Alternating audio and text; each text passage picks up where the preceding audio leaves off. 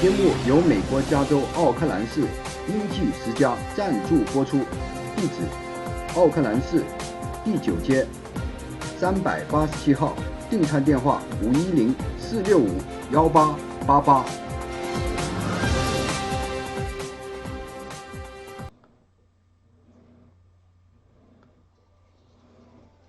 各位观众，大家好，今天是2018年10月4日，我们现在转播这个彭斯，美国总统副总统彭斯在 Hudson 研究所进行的讲话。这个讲话呢，跟今天早上我们第一个转播呢是有点不同的前面那个是有翻译，这个是纯英文的。那么对英文好的朋友呢，有的时候你可以更加真切的了解到它的原文原意，更加真切的感受到美国在用很多的证据在说话。那么我们现在请导播转到彭斯讲话的录音现场这一边的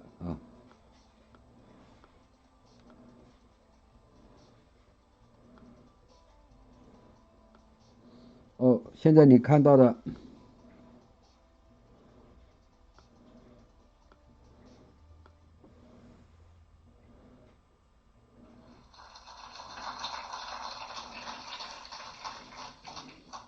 Good morning and welcome to the Betsy and Walter Stern conference room here at Hudson Institute.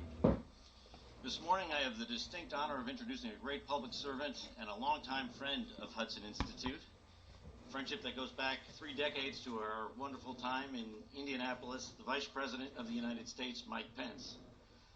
We're delighted that he has chosen Hudson Institute as the venue for a major address on this administration's policy towards China.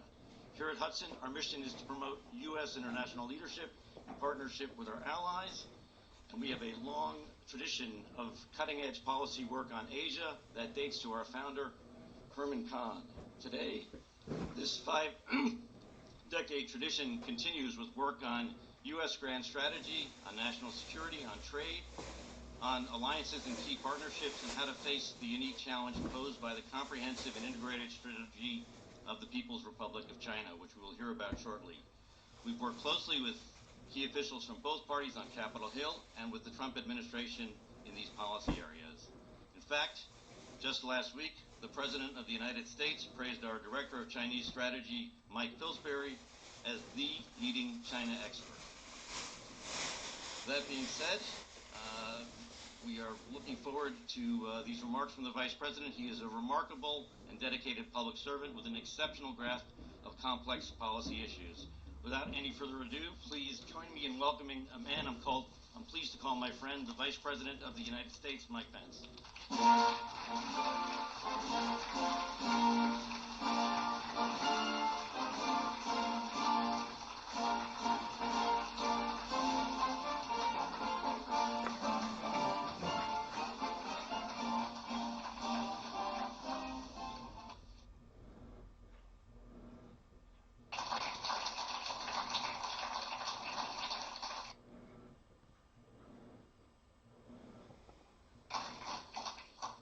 Good morning and welcome to the Betsy and Walter Stern conference room here at Hudson Institute.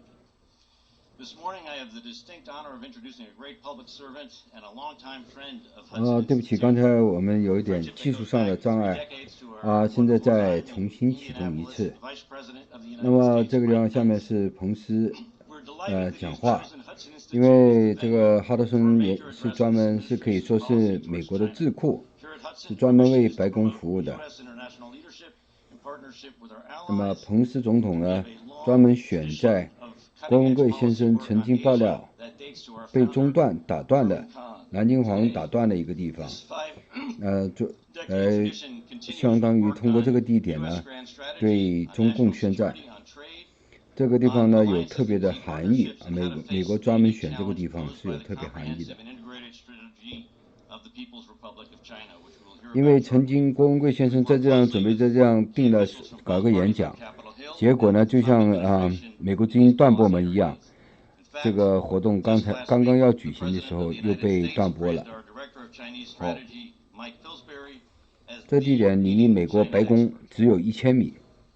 That being said, we are looking forward to these remarks from the Vice President. He is a remarkable and dedicated public servant with an exceptional grasp of complex policy issues.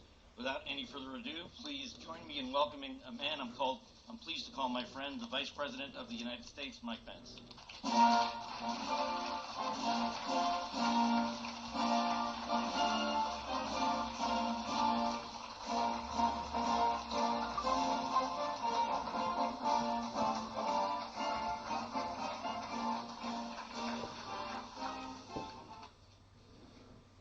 Thank you, Ken, for that kind introduction. To members of the Board of Trustees, to Dr. Michael Pillsbury, to our distinguished guests, and to all of you who, true to your mission in this place, think about the future in unconventional ways. It is an honor to be back at the Hudson Institute. For more than half a century, this institute has dedicated itself to advancing global security, prosperity, and freedom. And while Hudson's hometowns have changed over the years, one thing has been constant. You've always advanced that vital truth, that American leadership lights the way. And today, speaking of leadership, allow me to begin by bringing greetings from a great champion of American leadership at home and abroad.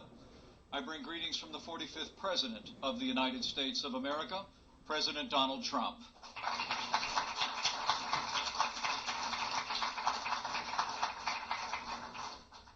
From early in this administration, President Trump has made our relationship with China and President Xi a priority.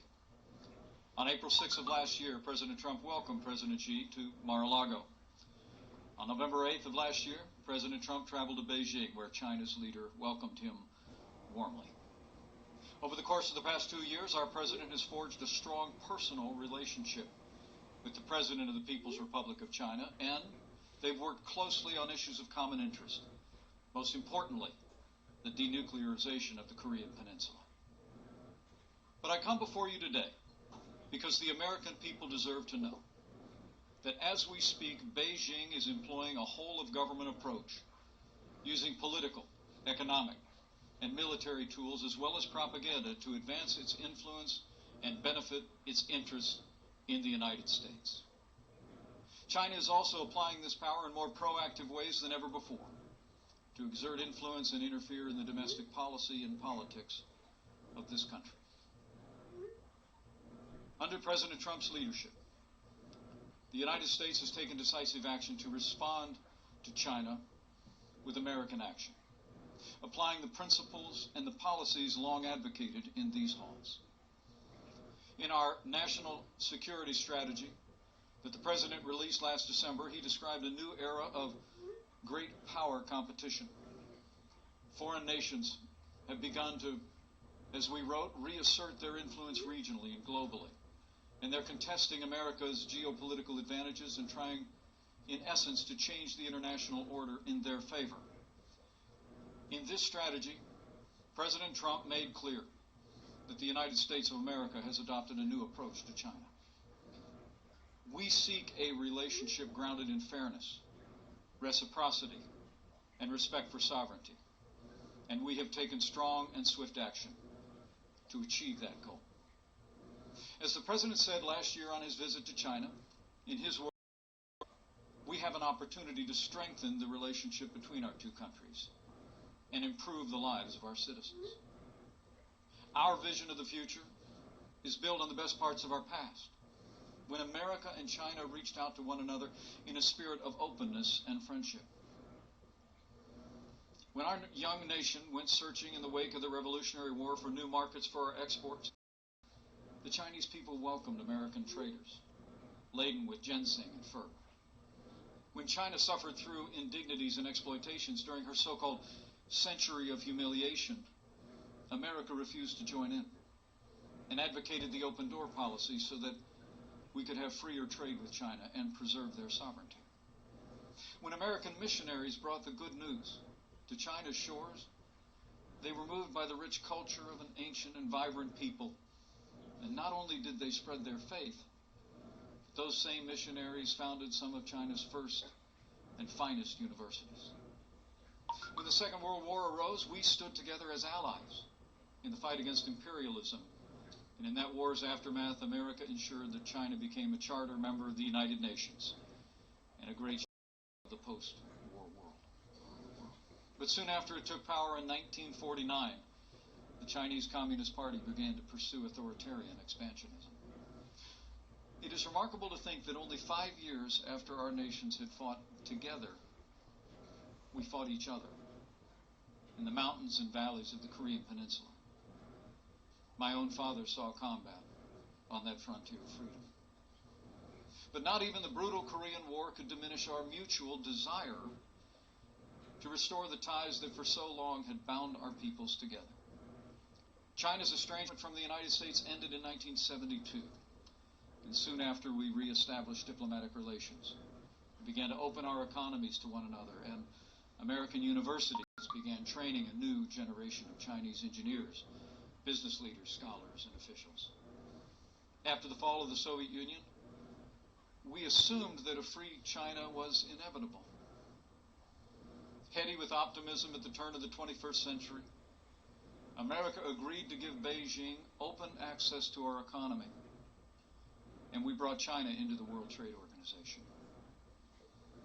Previous administrations made this choice in the hope that freedom in China would expand in all of its forms, not just economically, but politically, with a newfound respect for classical liberal principles, private property, personal liberty, religious freedom, the entire family of human rights. But that hope has gone unfulfilled. The dream of freedom remains distant for the Chinese people. And while Beijing still pays lip service to reform and opening, Deng Xiaoping's famous policy now rings hollow. Over the past 17 years, China's GDP has grown 9-fold. It's become the second largest economy in the world. Much of this success was driven by American investment in China. And the Chinese Communist Party has also used an arsenal of policies inconsistent with free and fair trade, including tariffs, quotas, currency manipulation, forced technology transfer, intellectual property theft, and industrial subsidies that are handed out to foreign investment. These policies have built Beijing's manufacturing base at the expense of its competitors, especially the United States of America. China's actions have contributed to a trade deficit with the United States that last year ran to $375 billion, nearly half of our global trade deficit. As President Trump said just this week, in his words, we rebuilt China over the last 25 years. Now, through the Made in China 2025 plan, the Communist Party has set its sights on controlling 90% of the world's most advanced industries, including robotics, biotechnology, and artificial intelligence. To win the commanding heights of the 21st century economy, Beijing has directed its bureaucrats and businesses to obtain American intellectual property, the foundation of our economic leadership, by any means necessary. Beijing now requires many American businesses to hand over their trade secrets as the cost of doing business in China. It also coordinates and sponsors the acquisition of American firms to gain ownership of their creations. Worst of all, Chinese security agencies have masterminded the wholesale theft of American technology, including cutting-edge military blueprints. And using that stolen technology, the Chinese Communist Party is turning plowshares into swords on a massive scale. China now spends as much on its military as the rest of Asia combined. And Beijing has prioritized capabilities to erode America's military advantages on land, at sea, in the air, and in space. China wants nothing less than to push the United States of America from the Western Pacific and attempt to prevent us from coming to the aid of our allies. But they will fail. Beijing is also using its power like never before. Chinese ships routinely patrol around the Senkaku Islands, which are administered by Japan. And while China's leader stood in the Rose Garden at the White House in 2015 and said that his country had, and I quote, no intention to militarize the South China Sea. Today, Beijing has deployed advanced anti-ship and anti-air missiles atop an archipelago of military bases constructed on artificial islands. China's aggression was on display this week when a Chinese naval vessel came within 45 yards of the USS Decatur as it conducted freedom of navigation operations in the South China Sea, forcing our ship to quickly maneuver to avoid collision.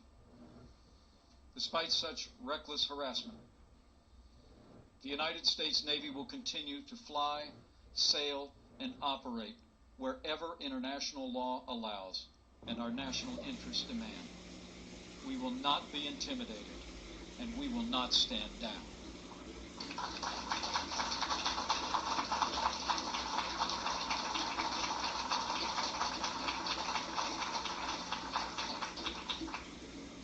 America had hoped that economic liberalization would bring China into a greater partnership with us and with the world.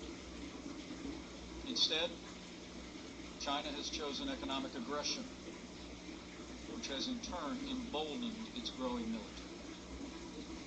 Nor, as we had hoped, has Beijing moved toward greater freedom for its own people. For a time, Beijing inched toward greater liberty and respect for human rights. But in recent years, China has taken a sharp U-turn toward control and oppression of its own people. Today, China has built an unparalleled surveillance state, and it's growing more expansive and intrusive, often with the help of U.S. technology. What they call the Great Firewall of China likewise grows higher, drastically restricting the free flow of information to the Chinese people. And by 2020, China's rulers aim to implement an Orwellian system premised on controlling virtually every facet of human life, the so-called social credit score. In the words of that program's official blueprint, it will allow the trustworthy to roam everywhere under heaven while making it hard for the discredited to take a single step. And when it comes to religious freedom, a new wave of persecution is crashing down on Chinese Christians, Buddhists, and Muslims. Last month, Beijing shut down one of China's largest underground churches. Across the country, authorities are tearing down crosses, burning Bibles, and imprisoning believers. And Beijing has now reached a deal with the Vatican that gives the avowedly atheist Communist Party a direct role in appointing Catholic bishops. For China's Christians, these are desperate times. Beijing is also cracking down on Buddhism. Over the past decade, more than 150 Tibetan Buddhist monks have lit themselves on fire to protest China's repression of their beliefs and their culture. And in Xinjiang, the Communist Party has imprisoned as many as 1 million Muslim Uyghurs in government camps, where they endure round-the-clock brainwashing. Survivors of the camps have described their experience as a deliberate attempt by Beijing to strangle Uyghur culture and stamp out the Muslim faith. As history attests, though, a country that oppresses its own people rarely stops there. And Beijing also aims to extend its reach across the wider world. As Hudson's own Dr. Michael Pillsbury has written, China has opposed the actions and goals of the United States government. Indeed, China is building its own relationships with America's allies and enemies that contradict any peaceful or productive intentions of Beijing. In fact, China uses so-called debt diplomacy to expand its influence. Today, that country is offering hundreds of billions of dollars in infrastructure loans to governments from Asia to Africa to Europe and even Latin America. Yet the terms of those loans are opaque at best, and the benefits invariably flow overwhelmingly to Beijing. Just ask Sri Lanka, which took on a massive debt to let Chinese state companies build a port of questionable commercial value. 2 years ago, that country could no longer afford its payments, so Beijing pressured Sri Lanka to deliver the new port directly into Chinese hands. It may soon become a forward military base for China's growing deepwater navy. Within our own hemisphere, Beijing has extended a lifeline to the corrupt and incompetent Maduro regime in Venezuela that's been oppressing its own people. They pledged $5 billion in questionable loans to be repaid with oil. China is also that country's single largest creditor, saddling the Venezuelan people with more than $50 billion in debt, even as their democracy vanishes.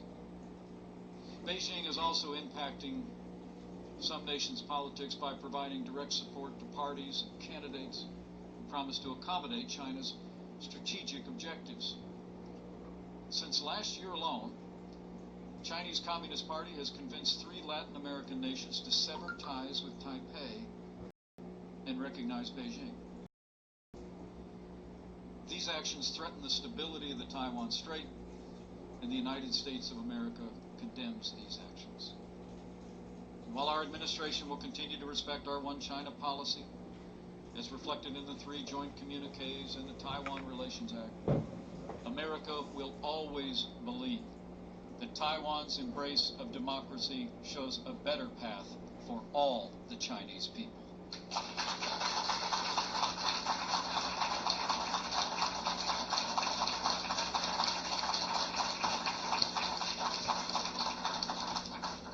Now, these are only a few of the ways that China has sought to advance its strategic interests across the world, with growing intensity and sophistication.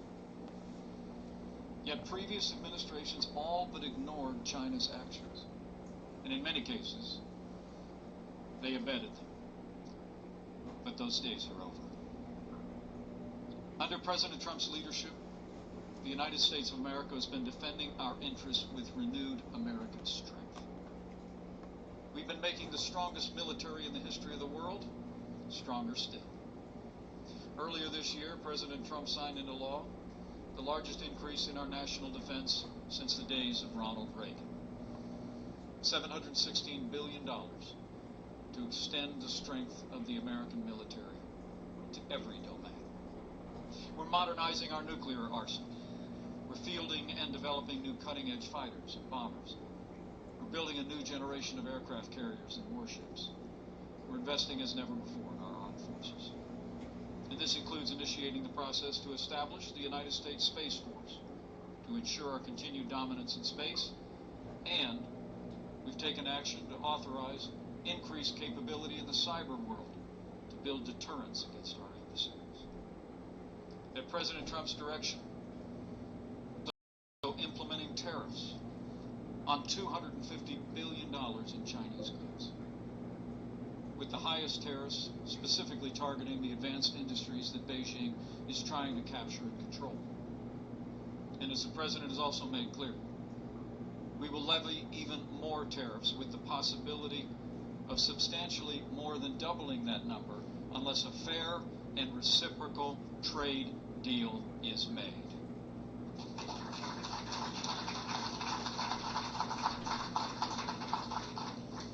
These actions, exercises in American strength, have had a major impact. China's largest stock exchange fell by 25% in the first 9 months of this year, in large part because our administration has been standing strong against Beijing's trade practices. As President Trump has made clear, we don't want China's markets to suffer. In fact, we want them to thrive. The United States wants Beijing to pursue trade policies that are free, fair, and reciprocal, and we will continue to stand and demand that they do.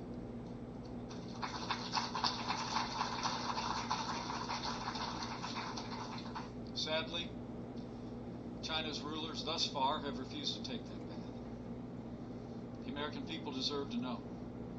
In response to the strong stand that President Trump has taken, Beijing is pursuing a comprehensive and coordinated campaign to undermine support for the president, our agenda, and our nation's most cherished ideals.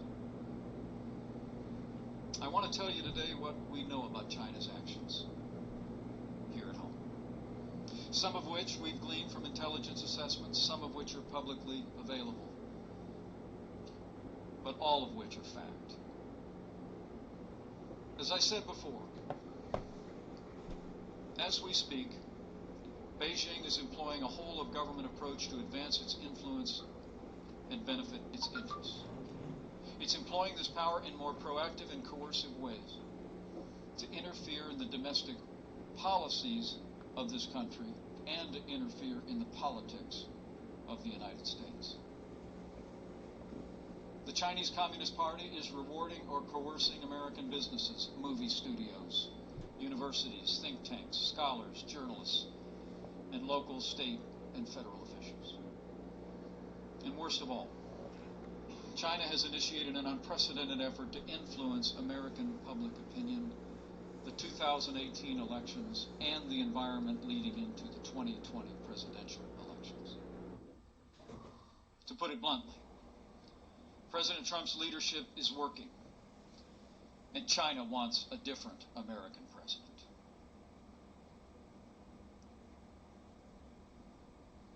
There can be no doubt is meddling in America's democracy.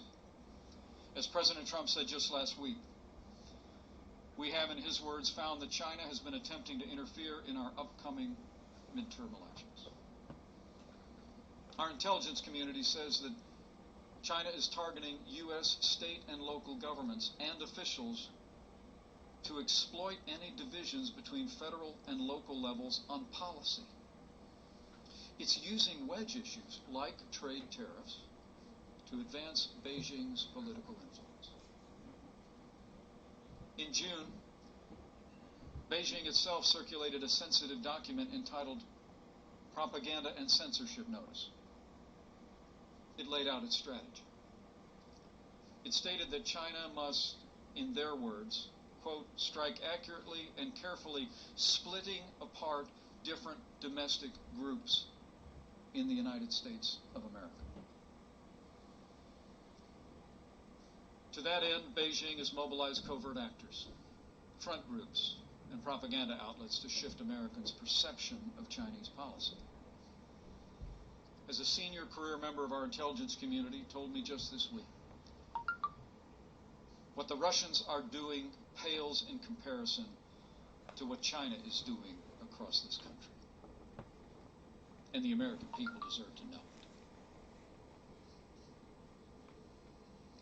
Senior Chinese officials have also tried to influence business leaders to encourage them to condemn our trade actions, leveraging their desire to maintain their operations in China.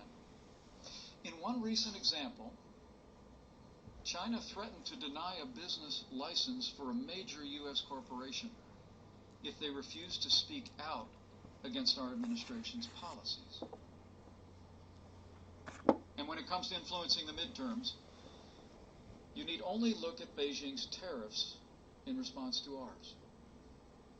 The tariffs imposed by China to date specifically targeted industries and states that would play a role in the 2018 elections. By one estimate, more than 80% of U.S. counties targeted by China voted for President Trump and I in 2016. Now China wants to turn these voters against our administration. And China is also directly appealing to American voters. Last week, the Chinese government paid to have a multi-page supplement inserted into the Des Moines Register, the paper of record of the home state of our ambassador to China, and a pivotal state in 2018 and 2020. The supplement, designed to look like the news articles, cast our trade policies as reckless and harmful to Iowans. Fortunately, Americans aren't buying them. For example, American farmers are standing with this president and seeing real results from the strong stance that he's taken, including this week's U.S.-Mexico-Canada agreement, where we've substantially opened North American markets to U.S. products. The USMCA is a great win for American farmers and American manufacturers.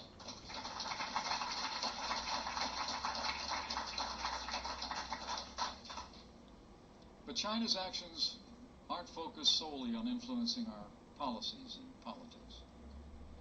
Beijing is also taking steps to exploit its economic leverage and the allure of their large marketplace to advance its influence over American businesses. Beijing now requires American joint ventures that operate in China to establish what they call party organizations within their company, giving the Communist Party a voice and perhaps a veto in hiring and investment decisions. Chinese authorities have also threatened U.S. companies that depict Taiwan as a distinct geographic entity, or that stray from Chinese policy on Tibet. Beijing compelled Delta Airlines to publicly apologize for not calling Taiwan a province of China on its website. And it pressured Marriott to fire a U.S. employee who merely liked a tweet about Tibet. And Beijing routinely demands that Hollywood portray China in a strictly positive light. It punishes studios and producers that don't. Beijing censors are quick to edit or outlaw movies that criticize China, even in minor ways. For the movie World War Z, they had to cut the script's mention of a virus because it originated in China. The movie Red Dawn was digitally edited to make the villains North Korean, not Chinese.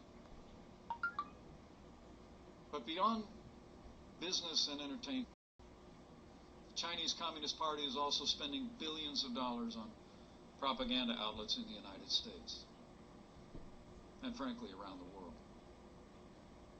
China Radio International now broadcasts Beijing-friendly programs on over 30 U.S. outlets, many in major American cities.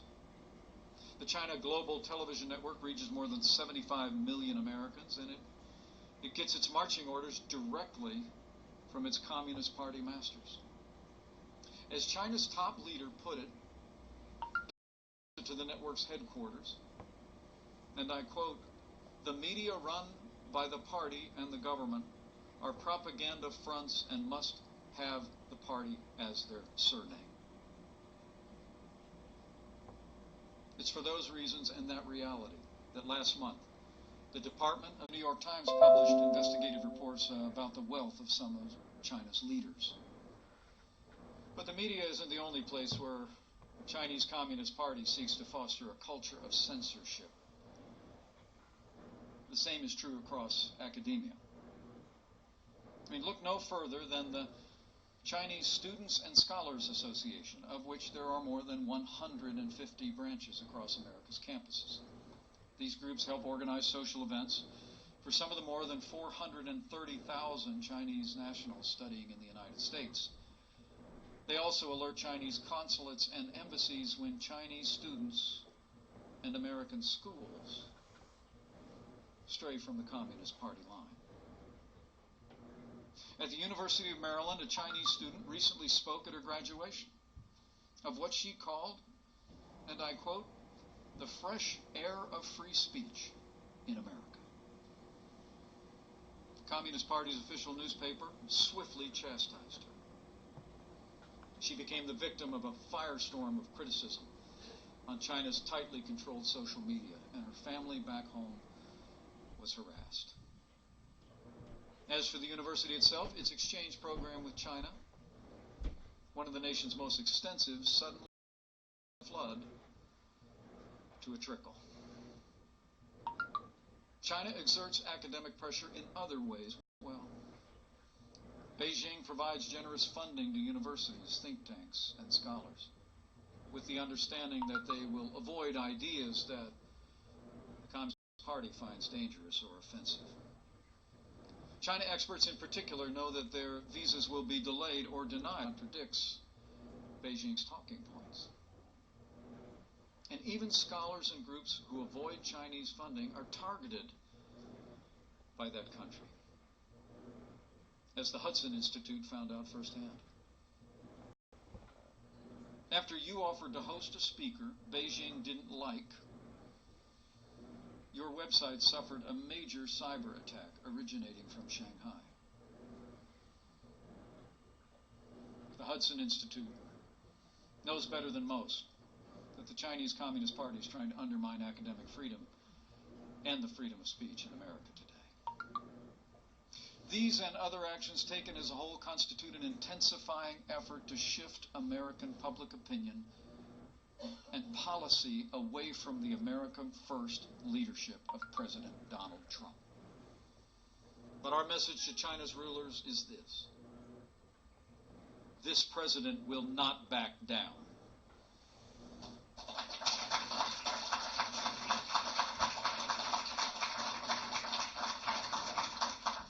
The American people will not be swayed, and we will continue to stand strong for our security and our economy,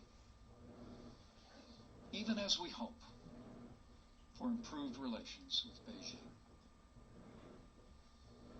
Our administration is going to continue to act decisively to protect America's interests, American jobs, and American security. As we rebuild our military, we continue to assert American interests across the Indo-Pacific. As we respond to China's trade practices, we will continue to demand an economic relationship with China that is free, fair, and reciprocal. We will demand that Beijing break down its trade barriers, fulfill its obligations, fully open its economy, just as we have opened ours. We'll continue to take action against Beijing until the theft of American intellectual property ends once and for all. And we will continue to stand strong until Beijing stops the predatory practice of forced technology transfer. We will protect the private property interests of American enterprise.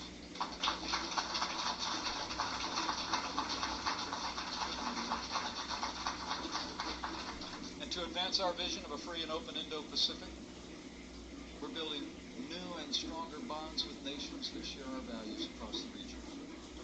From India to Samoa, our relationships will flow from a spirit of respect, built on partnership, not domination. We're forging new trade deals on a bilateral basis, just as last week President Trump signed an improved trade deal with South Korea. And we will soon begin historic negotiations for a bilateral free trade agreement with Japan.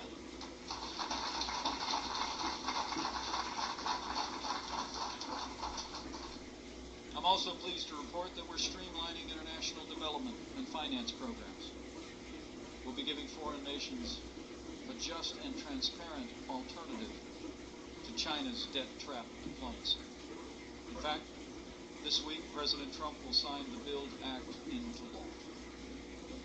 Next month, it'll be my privilege to represent the United States in Singapore and Papua New Guinea at ASEAN. There, we will unveil new measures to support a free and open Indo-Pacific. And on behalf of the President, I will deliver the message that America's commitment to the Indo-Pacific has never been stronger.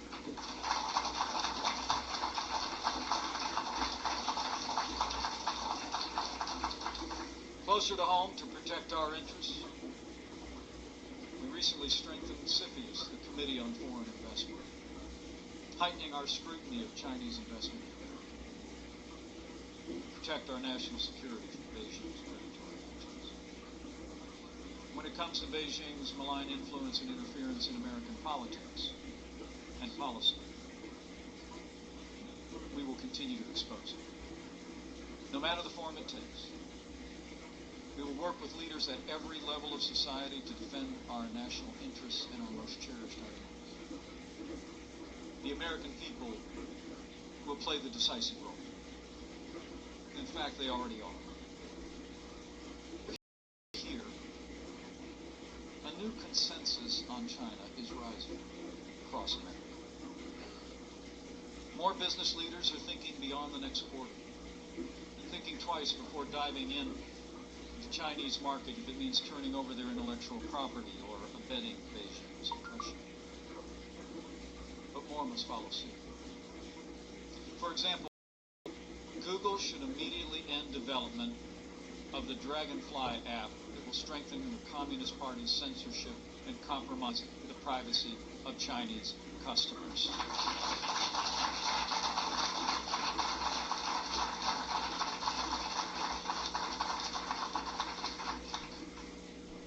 It's also great to see reporting the truth without fear or favor, digging deep to find where China is interfering in our society, and why. And we hope that American and global news organizations will continue to join this effort on an increasing basis.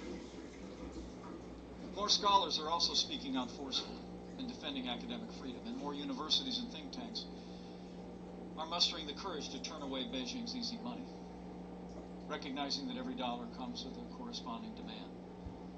And we're confident that their ranks will grow.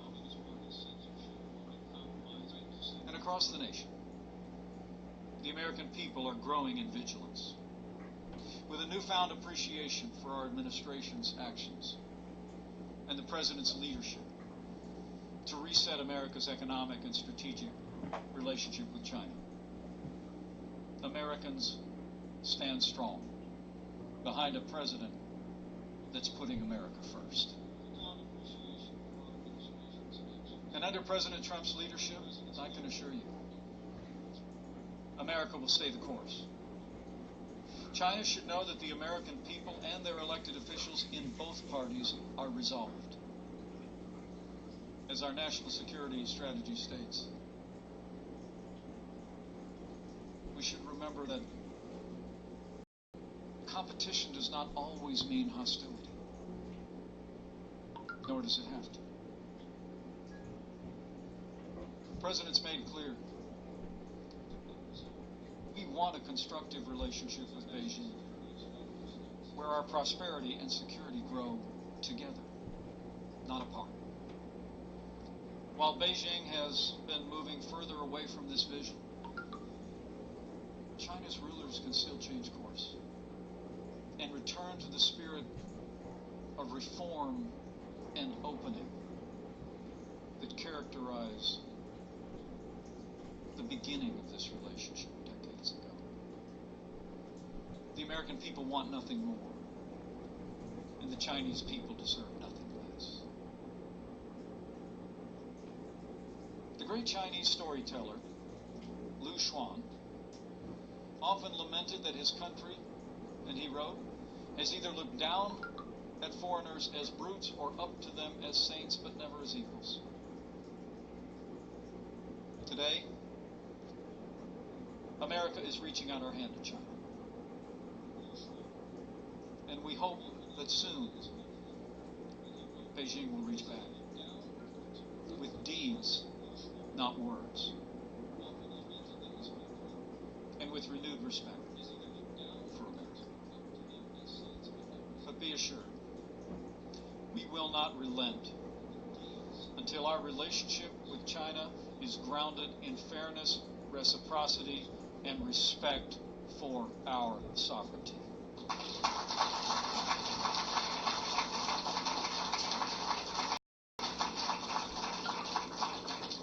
There's an ancient Chinese proverb that